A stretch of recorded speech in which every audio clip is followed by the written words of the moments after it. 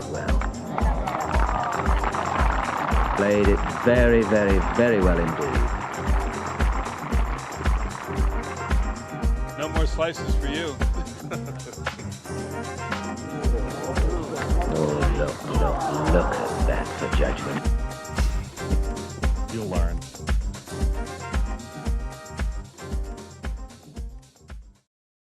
A belated happy Father's Day to all the fathers listening to Sliced, and to my co-host Sam. Well done on all your parenting, Sam. I don't know what you got up to. I was given the gift of time and solitude, which is about as good as it gets. So I was on the golf course before the US Open final round. I won't go shot by shot because we didn't talk enough about the US Open last week. I will say I made a par 5 on the hardest hole on the course, and was told that if I was playing competition, that would immediately necessitate a handicap cut, which is a load of rubbish. Mid-round. Yeah, a mid-round handicap cut for one good hole, but I played pretty well. Yeah. How was your Father's Day? It was good, thank you, and happy belated Father's Day to yourself. I had a good one because my football coach, my football coach responsibilities, we have a co-coach called Phil, who is actually an ex-semi-professional footballer, and he was playing in a charity match against some old Man United legends. So we went down to watch that. Wow. I mean, I say Man United legends. There were some who definitely never played for Man United, but sort of, some people you would have heard of. People like Lee Hendry was one. Wes Brown, who did play for Man United, although he went off with an injury after 5 minutes, so that was a shame. He's put on a few pounds, to be fair.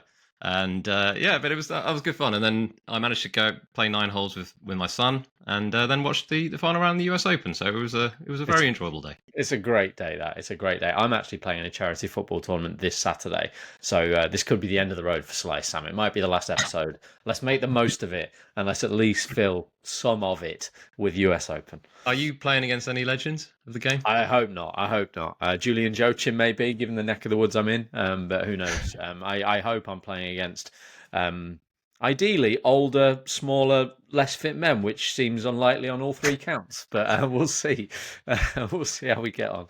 I'll let you know, hopefully. Oh, brilliant. Well, we obviously last week we didn't talk as much as we probably should have done about the US Open, so we're not going to make the same mistake 2 weeks in a row. So we're going to launch into the US Open, which I got to say I really enjoyed. I know not everyone maybe had the same take on this, but for me it was great. I loved seeing lots of people who had never won a major before in serious contention to win a major. And there were we've talked about something lots of times, Ben. We love tournaments where lots of people could win going down the stretch, and that was definitely the case. There was half a dozen people who could have won, and JJ Spaun won, and it was an excellent victory, very well sealed at the end. And before we go any further, Ben, if you'll indulge me, I did want to just play a little clip. This is actually I'm going to have to do a bit of editing here, which we've never done on a Slice Pod before. But this could go terribly. This could go wrong. But I'm going to play a little clip from our episode last week. Here we go. But then you look at someone like, someone who I think, could be a dark horse. I'm not saying they're going to win, but someone like JJ Spaun, who was sort of like around about 70th, 60th in both. I think that's sort of, you're maybe more likely to do well. So, yeah, I mean, that's me mentioning JJ Spaun. And funnily enough, at the time that I mentioned it, Ben, I was really keen on his chances. And then over the course of the next couple of days, I sort of taught myself, I was like, JJ Spaun, he's a good player, but is he going to win the US Open? Is he really a US Open winner? And I taught myself out of it. But fortunately, after he started well on Thursday morning, I thought, I cannot deal with the FOMO if he wins. So I did have a little bet on him. So it was good. But anyway, sorry, enough about me. No, I'm glad you were rewarded for that. I did remember that piece of analysis, and I wondered whether you were on him. So that's great. And in the end, actually, we talked about total driving, didn't we? And in the end, somehow it has actually played out pretty reliably. I don't know where exactly they ranked, but you might know. But the big 3 in the end are all strong drivers of the ball based on this year's numbers and based on everything we know about them. I can tell you the numbers, Ben. So, yeah, going into last week, JJ Spaun was 23rd in total driving on tour. Bob MacIntyre, who was obviously runner-up, was 42nd. And Victor Hovland, who was 3rd, was 35th. So they were all up there. So definitely the total driving thing played out. I mean, obviously, you could go further down the leaderboard and maybe there's a little bit more variance. But I think we can safely say that was a good point to look at. And one thing that I think a lot of people will like about this US Open was that it was a change, it reverted back to what the US Open was 12 years ago, 15 years ago, where I won't say that accuracy was everything, because it wasn't. There was some, Hovland actually was kind of all over the place at times. But for JJ Spaun, it was key to his victory, right? And it was nice that we had, as much as we had the mix of names, we had a mix of profiles in the mix as well. As far as left-handers and right-handers as well, people from Europe, people from the United States. Tristan Lawrence was up there as well. We had Adam Scott, Australia. It was a really eclectic leaderboard, and a brilliant performance from JJ Spaun. We'll talk about the sort of little things that went into it. But the way he closed it out, the drive on 17 was phenomenal. That should be remembered just as strongly as Colin Morikawa's drive at Harding Park. I know he didn't make the eagle like Morikawa did, but in the circumstances, clear parallels there. And actually, the way he played 18, I mean, it shocked me to learn this morning that when he stood over that 65 putt to win, needing 2 putts, he wasn't sure what he needed to do. So I suppose I didn't know that. To hell with it, I'll just make it, and then that should do it, and it did. So, and look, I'll let you talk about what the sort of interesting elements of the way his round unfolded were. But one small thing as well that maybe is a big thing to mention is that putt on 18. He just got to see Victor Hovland play the same putt, and just these little small things that combined to make it his week rather than someone else's. There were some bigger factors, which I'm sure you will cover in your synopsis of JJ Spaun's remarkable Sunday. Well, I think the big takeaway for me is the fact that he was 5 over after 6 holes. Right, pretty much at that point, everyone's written him off. Right, obviously he got very unlucky on the second hole because he hit the pin. He was probably going to be a couple of feet away, and he ended up making bogey there. So that was very harsh, but he didn't play particularly well after that point, and he was, let's say, +5 after 6. And really, the weather delay was the best thing that could have happened to him. He completely was able to reset. I think I read that he changed his shirt. He was like, I need a total reset. I'm changing my shirt, everything. So he managed to come out, and he came out a different player after the break. And down the stretch, like you say, was really impressive. I mean, I think he was he 3 under through the last 6 or 7 holes? On a very tough course, and with that pressure of winning a major, and it's really impressive. And yeah, you're right. There was maybe a little bit of luck along the way. The Hovland putting before him on the 18th is not gonna hurt. I mean, as it happened, a 2-putt would have been enough, and night probably he would have been able to make the 2-putt. But you never know. It definitely helped. There's no doubt about it. But I really enjoyed it. I thought he was a worthy winner, and I like seeing players like that who have, he's more of a sort of shot maker, isn't he? And if you look at the courses on which he's contended this year, so he's had 3 really strong finishes. Obviously, the Players' Championship, everyone will remember, but the other 2 are the Sony Open and what was the Honda Classic, now the Cognizant Classic. And these are all courses that require shot making. They're actually sort of among the shorter courses on tour, but they do require a different type of skill set to a lot of the courses. And I think it's interesting that he has gone from those 3 kind of short shot makers courses, and then he's won on a big beast of a course like Oakmont. But obviously shows that there's more to it than just bombing it out there. So that's what I've got to say. What did you think of Oakmont itself? What was versus where you were at the start of the week in terms of expectations and what it provided in the end? What was your... Well, I will say as a course, in terms of kind of a visual spectacle and one to watch, it's not a particularly notable course in my mind. Like I couldn't really describe a lot of the holes to you. But what I will say is I like the fact that it is a different challenge to the players that we normally see.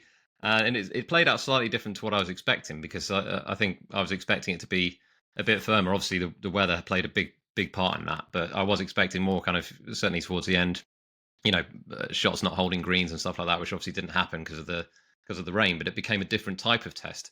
And actually, the test, down the stretch at least, the test was more about, okay, how do I hit the shots rather than relying on a yardage book or numbers or anything. It was like, okay, I've got rain to deal with, I've got soggy ground to deal with. I need to hit good shots here. And someone like Bob MacIntyre, I think, did a very good job of that. And other people maybe struggled a little bit with that. So it changed the dynamic. But yeah, Oakmont, I thought it was a great test, is what I'll say. Yeah, Yourself. fair enough. Yeah. I've gone back and forth. I think where I've landed is, first of all, just get it out of the way. Like, I hope enough of our listeners, people who don't think I'm a complete idiot, because if you do, you probably don't listen. I hope we can separate how my selections performed, right? Because I do this every week. I am used to having to overlook. My selections are rubbish every year at Augusta, and I love Augusta. So, take that out of it. It doesn't mean I wasn't frustrated on Thursday and Friday, but after that, it's fine. There'll be other weeks and stuff. But I think where I ended up on is I can enjoy the finish of any tournament if it's like that. Doesn't matter where they are in the world. Doesn't matter whether it's 30 under actually. Like, I know we don't have that example in majors, but if you had, I suppose the PGA at Valhalla is the nearest thing we've had lately. But if you've got people throwing things at each other, eagles and birdies, but it's that dramatic and there's that much variety somehow, obviously there's less likely to be variability on the lower the scoring. But I'm fine with that as well. For me, so the finish was great. The final round was great. For me, it's the first sort of 2.5, 3 days. That's where I didn't enjoy it as much as I'd like to enjoy a major championship. And the reason for that is the lack of variety. In terms, not just the holes, it is a bit of a relentless, both par fives they feel like the same hole to me, the 4th and the 12th. Like, this is the same as the other one, isn't it? It's like a dog leg right where it cambers right. You're going to end up, anyway. So I thought it was a bit of a lack of variety, as far as it comes across on TV anyway. I'm sure it's very different if you're there. But also the lack of variety in shots. I won't surprise anybody to know that I don't really like hack out rough in general. I just, yeah. And the one thing the other thing I thought was that a lot of people say, well, it's so different, so much harder than a PGA Tour event. And I thought, actually, do you know what? To me, part of the reason I don't particularly enjoy it is because it does just feel like an intensely difficult PGA Tour event. And I thought, I'm going to go and find some examples and see if this is supported by some numbers. And it's an imperfect analysis. But if you take Muirfield Village, right, thick rough, really fast greens, you turn it to a par 70, right? Now that's a slightly crowbarred thing to do. And off the top of my head, because I don't remember all of the par fives at Muirfield Village, I don't know whether that's even arguable. But if you do, the last 3 renewals have been won in +1, level par, and -2. If you do it to Bay Hill, Tyrrell Hatton won in +4 in 2020. And you could definitely change at least the 16th hole. So the 16th at Bay Hill is easily a par 4 to these guys, right? So make it a par 71. He's won in level par. And that will change totally what people think about the nature of those tests. Now, Bay Hill was really windy when Tyrrell won, don't get me wrong. But basically, you'd be very comparable scoring-wise. And by the same token, if you changed a couple of the long par 4s at Oakmont, like the 10th hole and one of the others, or made the 7th a par 4 instead of the 8th a par 4 instead of a par 3, all of a sudden JJ Spaun's won in 8 under. You actually would have people saying, oh, a bit too easy. And it wasn't easy. We can see it wasn't easy, but you actually wouldn't. There's something in that, I think. I think I come back to the point. I do sympathise with people who didn't enjoy it. And the reason I sympathise is because we only get one of these a year. So if it's not your cup of tea, it's hard to stomach, isn't it? It's hard to accept that, oh, I've waited all year for this and it's not quite living up to. And I think last week the rain was a big part of that. I think you change that. I think ideally it would be firmer and the rough would be shorter and everybody would have been happy. But then I come back to just to conclude this rambling thought. I don't know whose quote it is, but golf's not a game of perfect, right? We've probably all said it from time to time. And I tweeted it, I think, on Friday. The idea of a perfect US Open probably doesn't exist. In the end, this was a pretty damn good one. And I certainly strongly argue against the idea that the fact that JJ Spaun win diminishes it in any way. It doesn't at all. Oh yeah, definitely not. And that's something that a friend of the pod, Martin Matthews, tweeted out about this morning, and I completely agree. Just because you see someone like a JJ Spaun up there, or Sam Burns, or even a Rasmus Nergaard Peterson, this doesn't suddenly diminish it because you haven't got Rory McIlroy and Bryson DeChambeau in the top 5. It's just they haven't played to their full ability on this particular week. They've struggled with the nature of the test, the weather conditions, whatever it may be. Other people have thrived in that, and that doesn't make it a bad event. And I completely. Yeah, we can't lose that from golf, can we? And again, I think over the last few years, the balance seems quite right to me. Actually, that generally majors are getting won by superstars, right? McIlroy, Scheffler, Koepka, DeChambeau, Rahm, Schauffele. Morikawa, whoever, Justin Thomas. And then once in a while, you see someone rewarded for basically 10 years of grinding. He's 34 years old, JJ Spaun. He's won. It took him 147 events to win on the PGA Tour. And in his 9th major, he's now a major champion. That's really cool. I think a lot of these things get intensified by social media, where it's very black and white. And I think most people, whether they loved it, hated it in parts, there's a lot to it. But the bottom line is, in the end, we did get a cracker, didn't we? And a brilliant finish. Like, we don't get that often, where you've got someone in the clubhouse who was favourite momentarily, but they're not leading. It's not like leading by 4 shots or whatever. And that's a really cool dynamic in itself. So in the end, it delivered loads. Yeah. Yeah. Well, let's talk about a few of the other close contenders, because I think some of them definitely warrant a mention. Bob MacIntyre, let's start with, who was obviously runner-up in the end. I thought he was really impressive on those last couple of holes. He hit a brilliant drive on 17. It came up just short, but he really liked the look of it. You could tell in the air. And he just looked really up for it. He was like, I've got a chance to win this major. I'm going for it. There was no sort of hesitation or there didn't seem to be any kind of nervousness about that. Obviously, it's slightly different dynamic. He's not protecting a lead.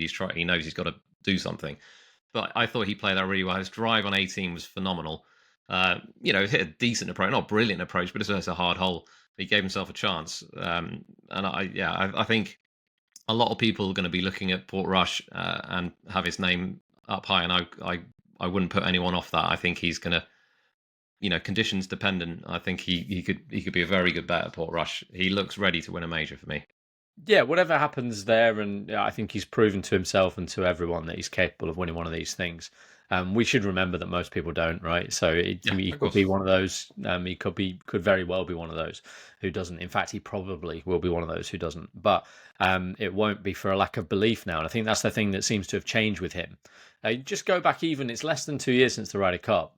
I know Ryder Cup's different, and a lot of people will tell you it's even more pressure. And actually, by then, he's already a multiple winner. He's already got major top 10s. But this is the first time he's contended properly for a major.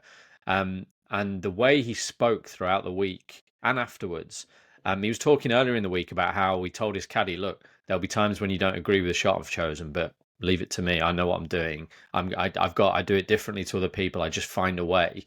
And that's great. I mean, we're talking about JJ Spaun's grit. It'll be that sort of thing that might, in the end, elevate Robert MacIntyre to a place where people who are just as talented can't reach. Already it probably has. He's the best Scottish golfer of this generation. Like, it's not close at the moment. There's a lot of good ones at the moment. All of a sudden, over the last 5 years, from really relying on Richie Ramsey and Scott Jameson and a couple of others I'm sure I've failed to mention, but there was, the DP World Tour's got a really strong Scottish contingent, but he's just risen above all of them. And I dare say, if you were to go back to when they were 18 years old, you might have had people saying, oh no, Callum Hill's the one, or Ewan Ferguson's the one, Grant Forrest in particular. But Bob MacIntyre's got something special. We've seen it for the last 3 or 4 years, but more so the last 18 months. And yeah, it was a bit reminiscent of when he didn't win the Scottish Open and a year later he won it. So maybe next year. I think that's something special you're talking about is his left-handedness. Oh, clearly. But is he a genuine, is he a pure lefty? He's a fake lefty or whatever. Yeah. It's a Harry Potter gag for those. Right. Tyrrell Hatton, let's talk about him. I thought he looked impressive. And actually, he's someone who I felt like he really kind of relished the conditions. He obviously would have played plenty of golf in those sort of conditions back home in England. And I don't know if he still lives in England, probably doesn't, but back home when he was growing up in England. But I thought he was really good, and he got a little bit unlucky. We always talk about these sort of little things that can make huge differences. He didn't hit a bad shot on 17. It wasn't brilliant, but him being on the sort of downslope on the bunker versus being in the bunker ended up costing him, potentially 2 shots, definitely 1. And it's one of those things that just suddenly his tournament hopes went from, he was probably, I don't know, maybe a 4-1 shot at that point to he's gone. But I think I can see him winning on that type of test. I previously would be someone who's maybe fallen into this trap of thinking he hasn't got the temperament for it. But the point has been raised by other people.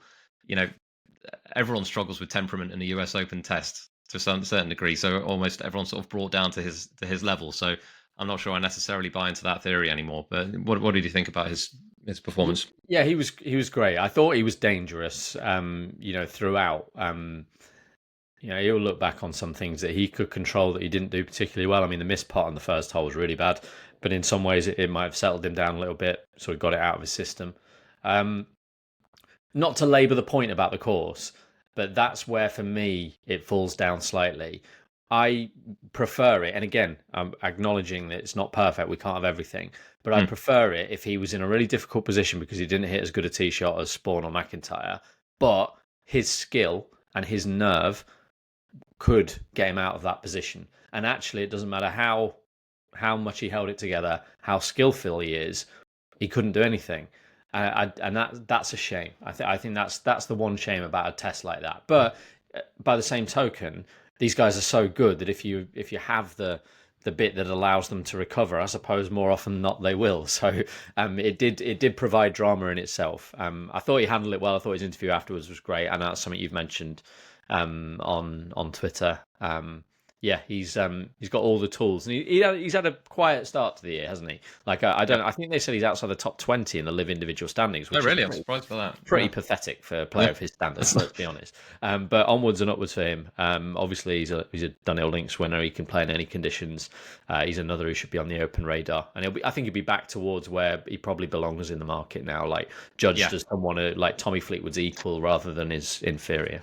Well, he's another one who could potentially be dangerous at Portrush. I mean, we know his credentials on links, so he's certainly one to keep an eye on. He's just a phenomenal iron player.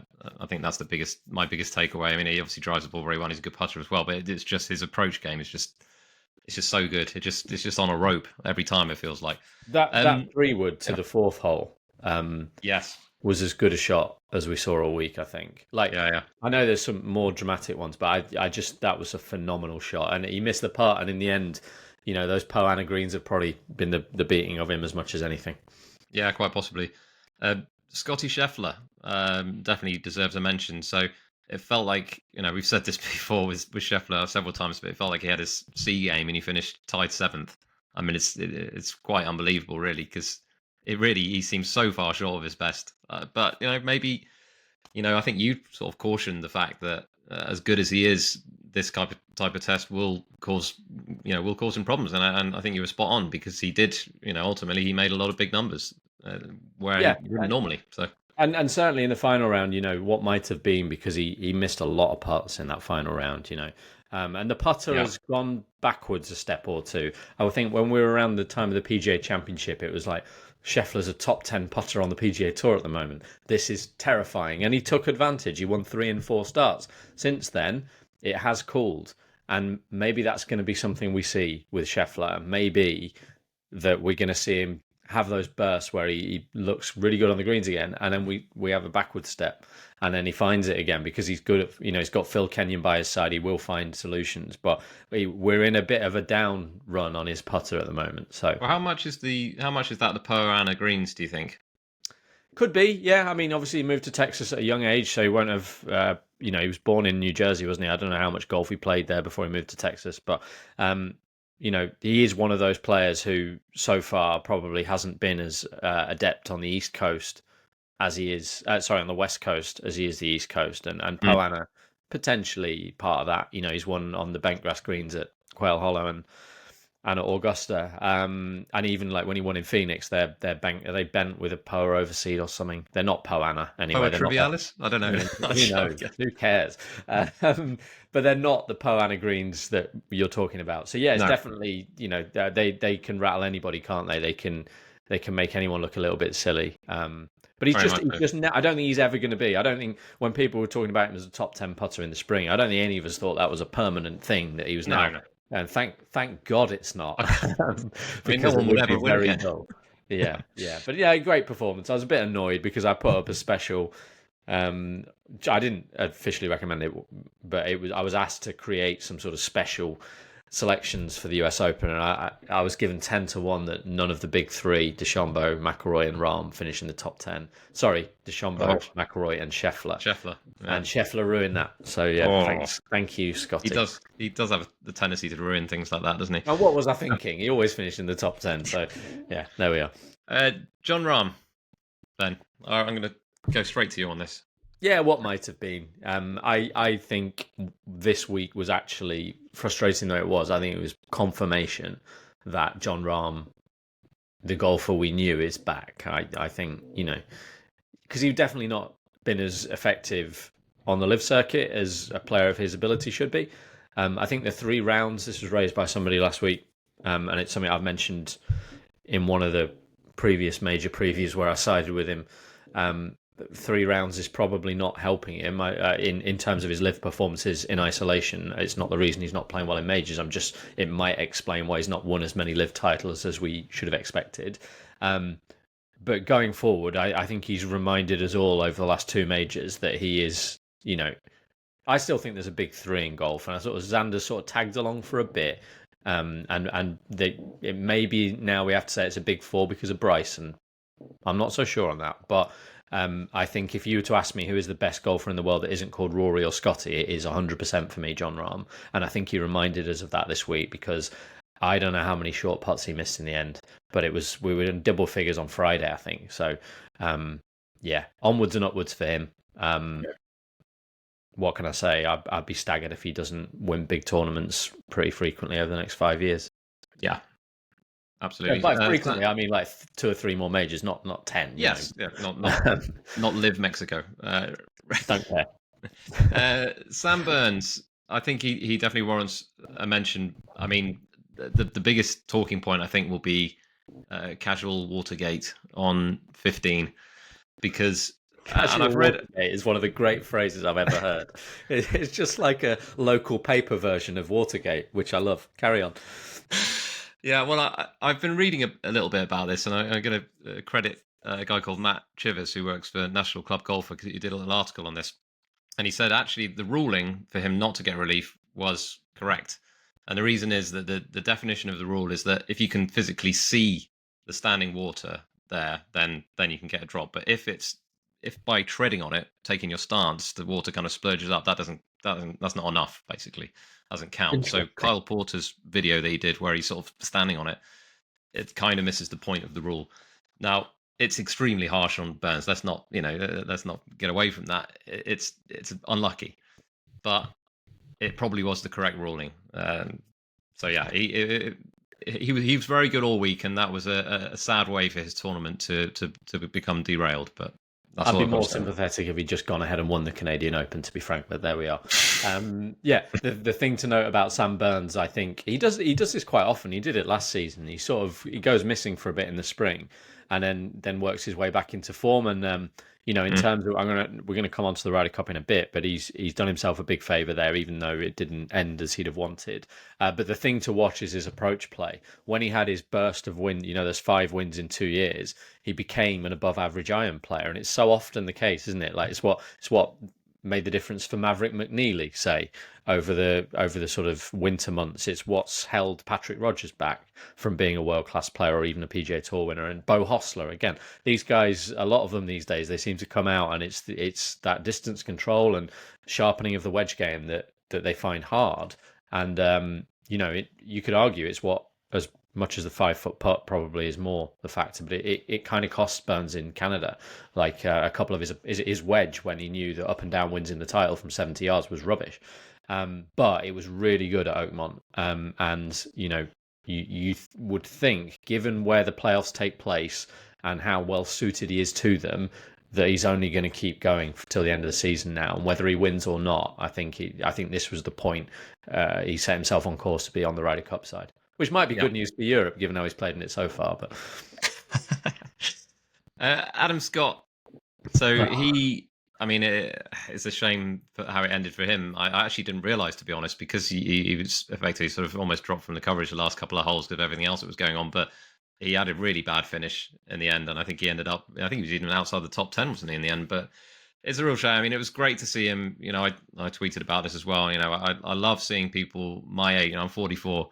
He's 44. Justin Rose is 44, and I enjoy seeing people like that, because they kind of, okay, you can still achieve stuff at the age of 44. Big stuff. And obviously he hasn't achieved it, but he's gone. He's gone into the final round with a very good chance of winning. Who knows? He may have other chances to win majors, just like Justin Rose might.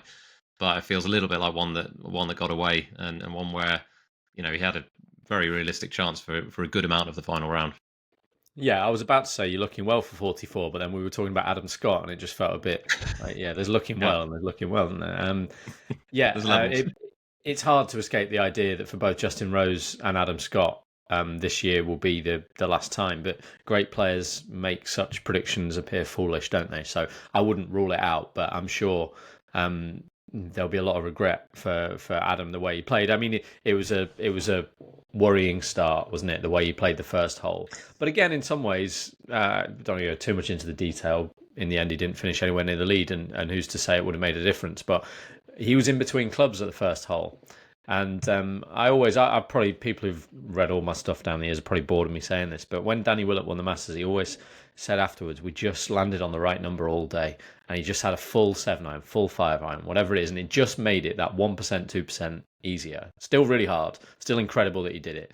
But for Adam Scott, you step on the very first hole, you hit a perfect drive down the middle, and you're between 6 and 7-iron, and there's no right answer. So he tried to hit a hard 7-iron. Because he tried to hit it hard, he sort of turned it over to the left, got a really bad lie and made a good 5 in the end. But it's just stuff like that. Like, it's amazing how much luck plays a part in this game. It really is. And it wasn't with him. But then obviously he didn't play very well. So Last player to talk about, Ben, Rory McIlroy.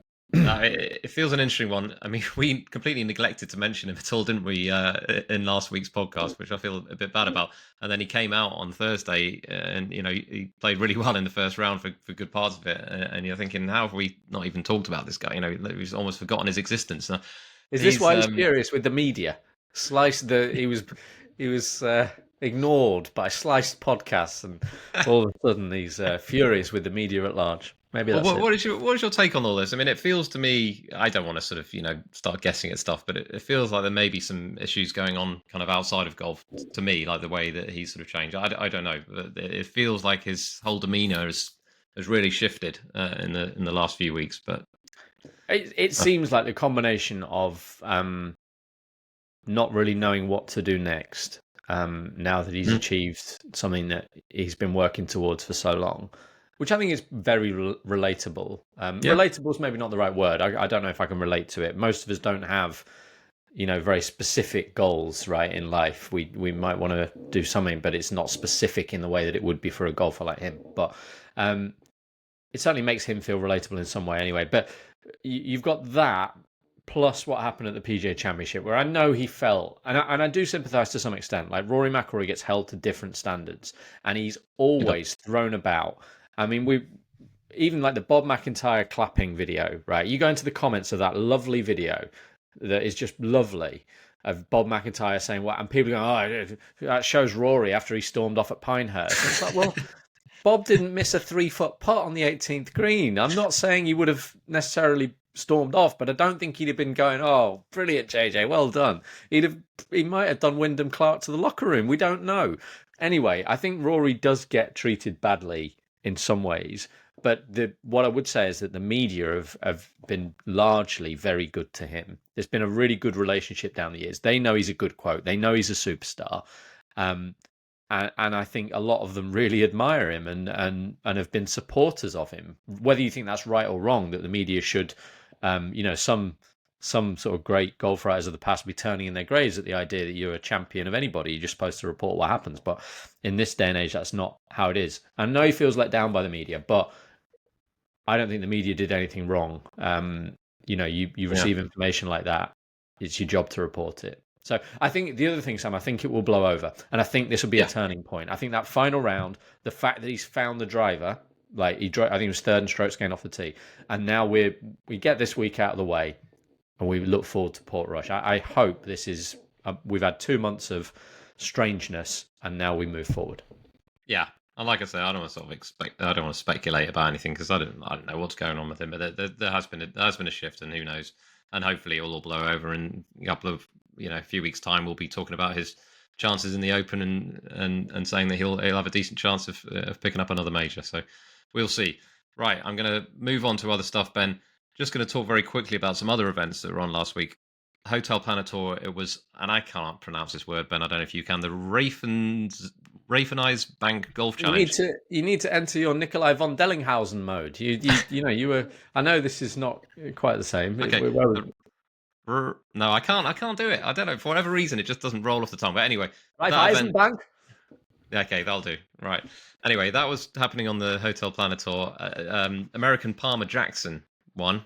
Could be following in the footsteps of Brooks Koepka, really, of coming and playing on the Hotel Planet Tour. Working his way up. I mean, I'm not saying that he's necessarily to that level, but I've taken against him because he's basically the Chelsea strike force. So that's annoyed me. I've just realised that. That's excellent. I hadn't even clocked that, but yeah, he is. Yeah. The thing that we should definitely mention, though, is our newsletter at this point, because in case you don't know, Ben does a little Hotel Planet Tour write-up in our newsletter, which is now, we've sent 3 out. The 4th one will be going out tomorrow. And he mentioned in this little preview, Philip Mruzek, who ended up finishing placed in that event. I think it was tied 3rd, was he? And, he was at a reasonable price. I think it was something like around about 50 to 1. So this is a good note for you to sign up to our newsletter, where you'll get this free preview from Ben every week, and there will be some useful nuggets in there. Mark Warren also went pretty close. I think he was top 10 in the end, and someone thanked you, didn't they, Ben, for highlighting him, and they took the extra places on offer at Bet365. So that's all I will say about that event.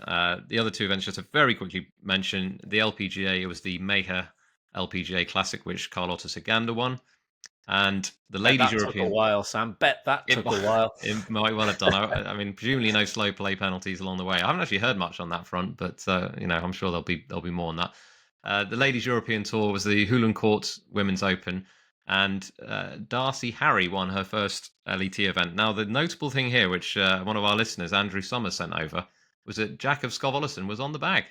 Wow. There is and I think we're not sure about this, or Andrew's not sure about this, but they may be boyfriend and girlfriend, which is why that's happening. But by the way, interesting. Otherwise, it's truly bizarre. It would be a bit odd, surely they're courting.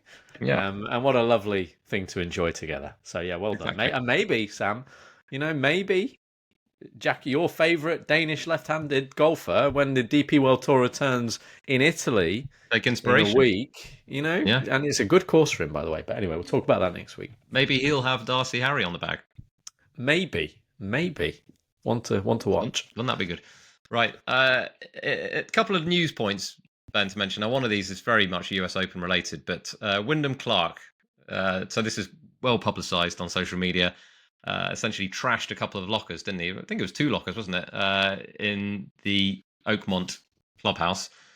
And people are not very happy about it, especially as it comes off the back of, PGA Championship, where he launched his driver and, into the sponsorship boards.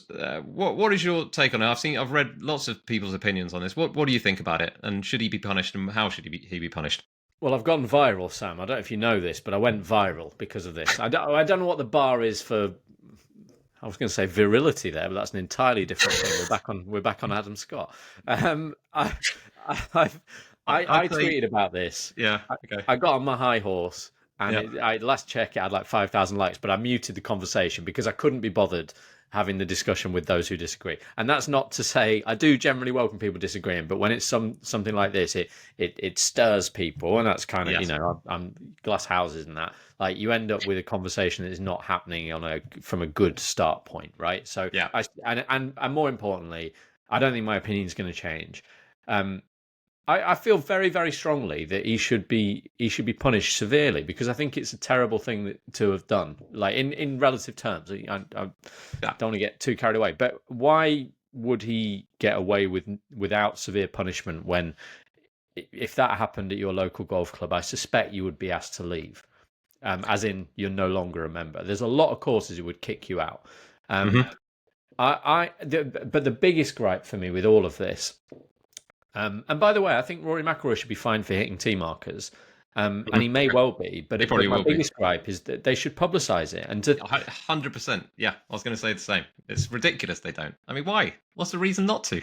It's mad, isn't it? They're so protectionist of professional golfers. What happens when you protect people like this, right? It's not complicated. When you give people that level of protection, their behavior is not likely to improve. It's going to get worse. They feel entitled. I think we're seeing a big problem at the moment with golfers who are earning money that really their profiles beyond golf does not merit, right? And they're behaving as a collective, and most of them, let's be honest, most of them just go about their lives trying to play well and trying to work on the latest swing change. But we're seeing a lot of bad behavior. And I know it's a social media age, and 50 years ago, someone smashed up a locker, maybe the local newspaper caught wind of it. But other than that, it wasn't going all over whatever.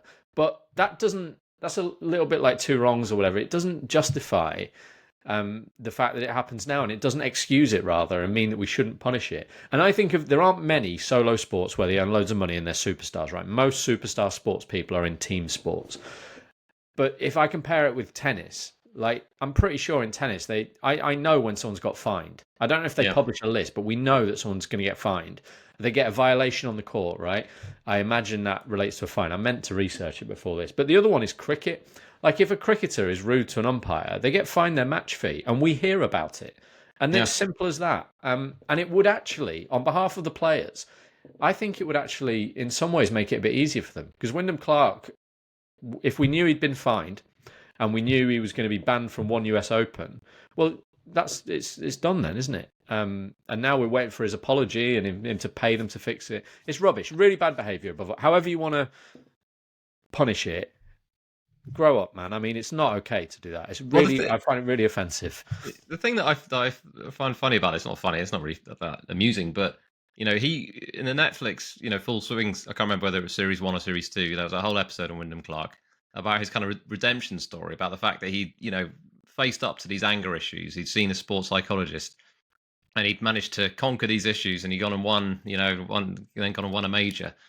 These issues are just quite clearly back again. It's for all the people hailing his redemption. It's clearly not. He's not massively changed, has he? And listen, humans are complicated people. Okay, there isn't sort of black and white. He's not a bad person, like good and bad. He's obviously someone who's got issues and he's struggling to deal with them. But I 100% agree that something needs to be done, and it probably needs to be beyond a fine. But even if it is just a fine, it needs to be, a consequential fine, and it should be published. I have no idea why it's not. But the thing I will say, Ben, one point that I think I disagree with you on from your tweet. Yeah, I know it doesn't often happen, but occasionally I do. Is I actually think that his PGA Championship infringement, if you like, was worse, because that actually puts a sort of member of the public, volunteer at risk. He had no idea who was behind him, and he launched a driver full pelt. At least in the locker room thing, there wasn't. I'm assuming there wasn't anyone there to sort of potentially be hurt as while he was sort of lashing out at a locker. But for me that one was totally worse. But either way, neither of them are great. Let's be honest. Maybe his sports psychologist and Bob Rotella have gone off. They've started courting and have gone off, and meanwhile they've left behind Rory and Wyndham just getting all angry about stuff. Come back from the cruise, you've got work to do. I can't believe you're starting unfounded gossip about two psychologists love the trick. While trying to write down my US Ryder Cup team, because I realised you sent me some homework that I've not done. Anyway, well, very quickly before we get to the US Ryder Cup, which we do want to talk about, is Tommy Fleetwood last week launched a YouTube channel, and I want to ask you, Ben. We've all done it, Sam. We've all done it. Well, have you? Have you got a YouTube channel, Ben? No, but you can subscribe to Slice Podcast. Sorry. Yeah, collectively we do indeed. Yes. Is he going to be the new Bryson? No, he's no, 1,000 times no. Is he going to be the new Xander is the better question. I mean, the Xander app was popping last week. You can buy that horrible top he was wearing. That was a bit like a hybrid of your current T-shirt and my current T-shirt. You could buy it for $150 or whatever it was. Unfortunately, I don't think they shipped to my neck of the woods. So, yeah. Well, the thing that struck me with Tommy Fleetwood launching a YouTube channel is. And I love Tommy Fleetwood, by the way. This is not a knock on him. He doesn't, to me, feel like a YouTube personality. That he's kind of softly spoken. He's very affable chap. He's too cool for YouTube, I think, arguably. Possibly. Yeah, Possibly. It is strange. We'll see what sort of maybe he's just going to do a channle where he just unwraps gifts. That's like a popular thing, isn't it? Or plays Fortnite. Maybe it's going to have nothing to do with golf. Probably is. Unboxing. Yeah, maybe. Yeah. Weird, Right. isn't it? YouTube should be illegal, but that's a separate. We'll have that conversation another time. But then, where would people watch the Slice podcast if they wanted to see us as well as listen, Ben? That's a fair point. Yeah. Right. US Ryder Cup picks. So someone mentioned that we should give our US Ryder Cup. We've talked a little bit about European picks over the last few weeks, but Ben, have you got? Yeah, I can see you frantically scribbling names down. Have you got your 12 players? No, do you want to name yours, Sam? I'll do mine. You've done your homework. This is embarrassing. This is not the first time I've been done for not doing my homework. But I have actually done my homework because someone asked me to actually put together my teams. They're putting together, Blue on the Board is an account on Twitter. Who they've asked me too, Sam. This is embarrassing. I've just not done it yet. You need to hurry up. Deadline's today, isn't it? It's fine. But anyway, he's going to be sending out an article about this, I think, with various people's picks. But anyway, these are mine for what it's worth. So the top 6 in the standings as it currently stands, I mean, obviously this may change, but I believe these 6 people will be in the team regardless of or not of whether they automatically qualify. Scheffler, Schauffele, Spaun, DeChambeau, JT, and Morikawa. Those 6 are going to be in the team, I think, whatever happens from here. Unless they're injured, obviously, or something. Russell Henley, who was in the kind of the automatic picks until yesterday, I still think will make the team. And then it's really the last 5, I think, which are the ones where there's going to be a lot of people, giving different opinions on this. My 5, for what it's worth, Sam Burns, I think you mentioned it, Ben. He feels like he's sort of turned a corner, and I think he's going to have a strong end to the season. And, he's got experience. He's friends with Scheffler, which I think helps. And actually, one thing I did want to mention, I haven't put Cameron Young in my selection for that reason. I don't think that he hates him. Well, I don't think they hate him, but he doesn't have that gel with the rest of them. And I actually saw this firsthand, when I was at the President's Cup in 2022. He was basically, sort of gala dinner that I've previously mentioned. He was basically standing by himself, and the rest of them were all kind of, and not, I mean, I'm exaggerating a little bit, but it felt for lots of the time he was just in his own little bubble. And I feel like he doesn't maybe have the same. Do you know, I'm beginning to really like Cameron Young. He looks permanently displeased, but I'm beginning to really like him. I like that. Good. Yeah. Good. Well, he's not in my picks anyway. No, he might get into mine now, Sam. Now you've said that he's all alone. I feel sorry for him. Right, my remaining 5: Patrick Cantlay, Sam Burns, I mentioned, and then Ben Griffin. I know we've talked about it, Ben, but I do think that he's done enough now to prove that he's going to be good enough to be in that team. Obviously, his form could drop off over the next few weeks, a few months, but I do think that he is will be a good inclusion. Andrew Novak, his Zurich partner. I will come up with a little nugget shortly about him, but I like him a lot. And Harris English, just solid.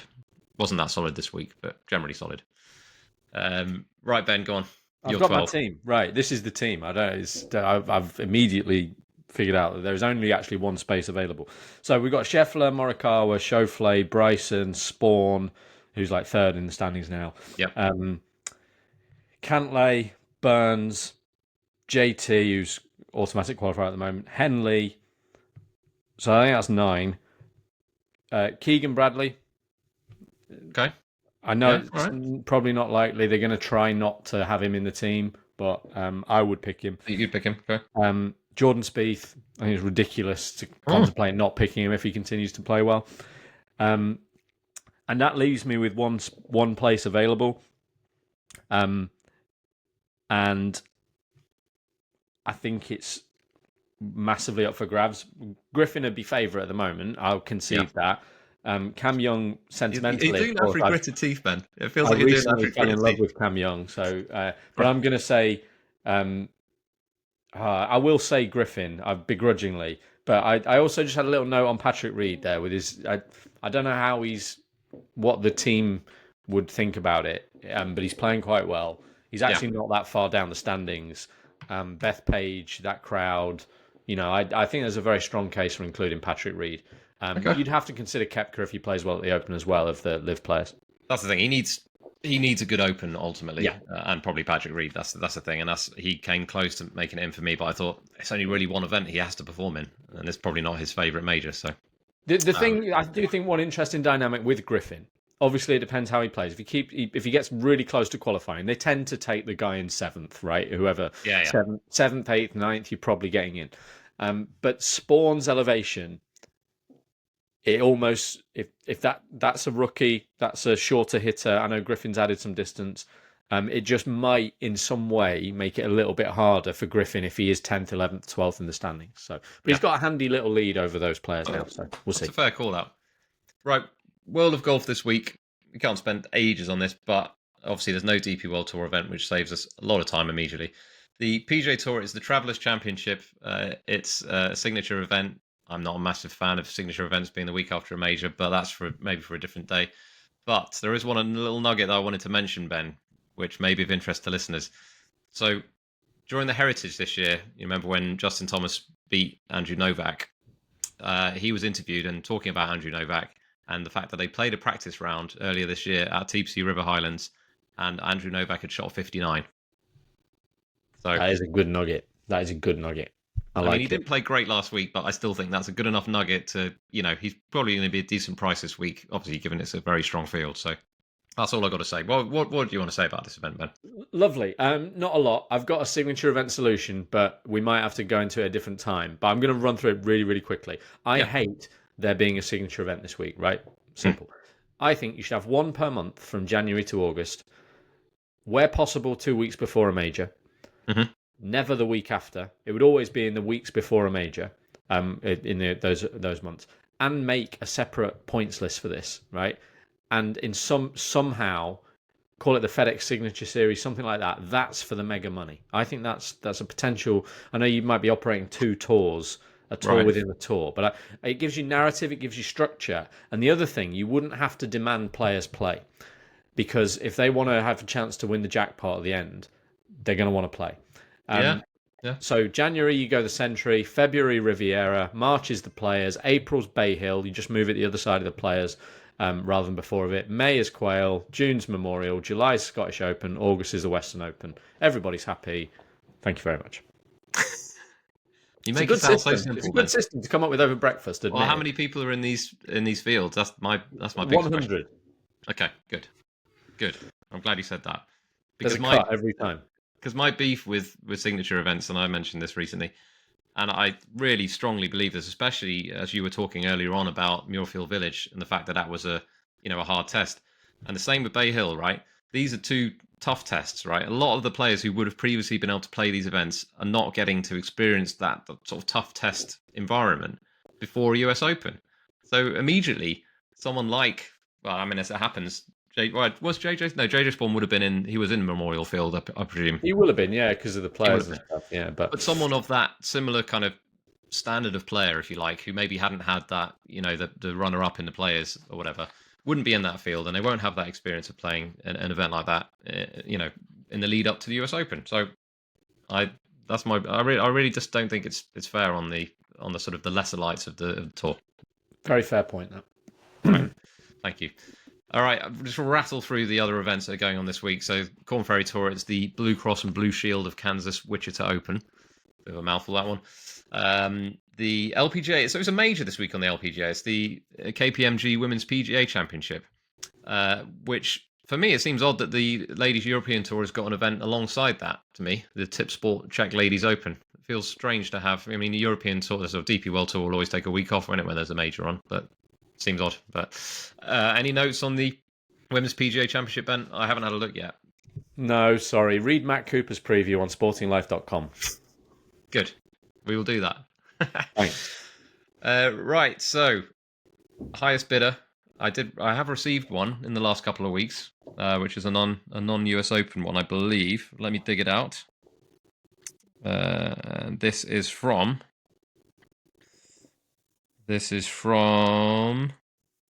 Emir Davis. And hi guys, love the pod. Question for highest bidder below.